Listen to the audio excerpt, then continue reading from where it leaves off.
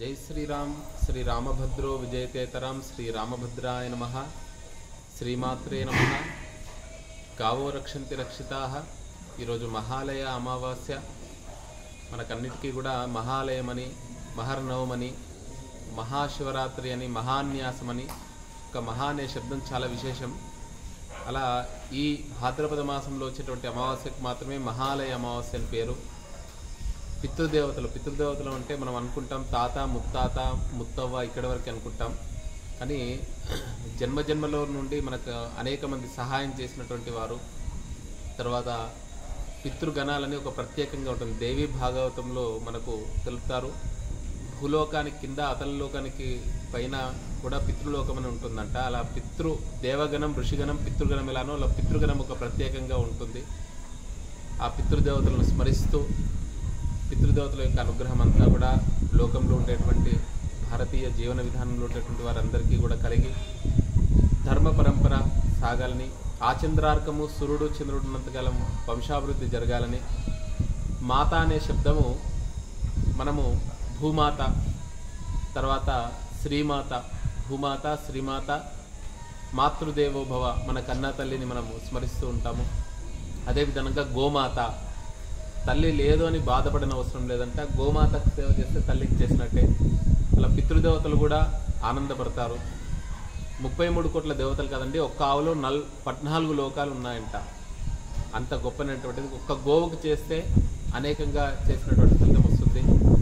అలా గోదానము ఈరోజు కాలంలో గోదానం అని ఋషులు ఊరికే చెప్పలేదు, అంటే గో సంతతి పెరగాలని, భూమి క్షేమం అని చెప్పారు.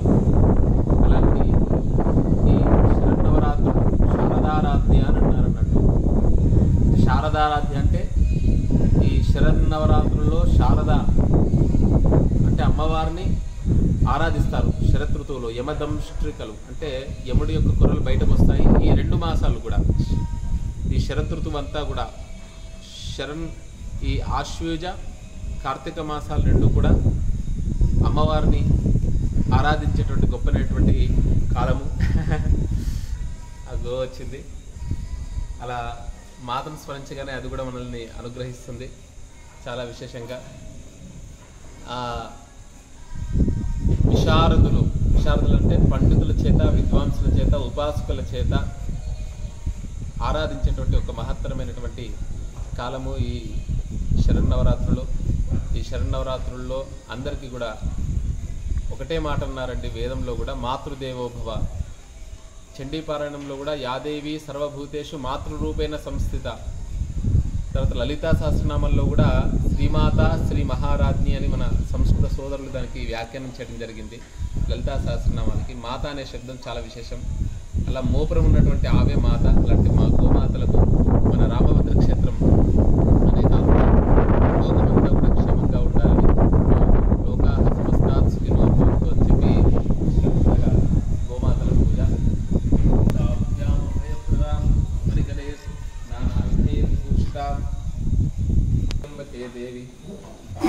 దేవి నమోస్తుతే సర్వమంగళ మాంగళ్యే శివే సర్వార్థసాధికే శరణ్యే త్ర్యంబకే దేవి నారాయణీ నమోస్తుతే.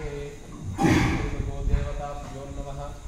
రామభద్ర క్షేత్ర సభ్యులందరికీ కూడా జయము జరగాలని, లోకంలో ఉండేటువంటి రేపటి నుండి కూడా విశేషంగా 9 రోజులు మనం అనుకున్నాం మాత అంటే గోవు అని. అలా గోమాతలకు రామభద్ర క్షేత్రంలో ఉండేటువంటి రాముడు లలితా స్వరూపం కాబట్టి ఆ రాముడికి విశేష ఆరాధన జరుగును, నవరాత్రి ఉత్సవాలు జరుగును.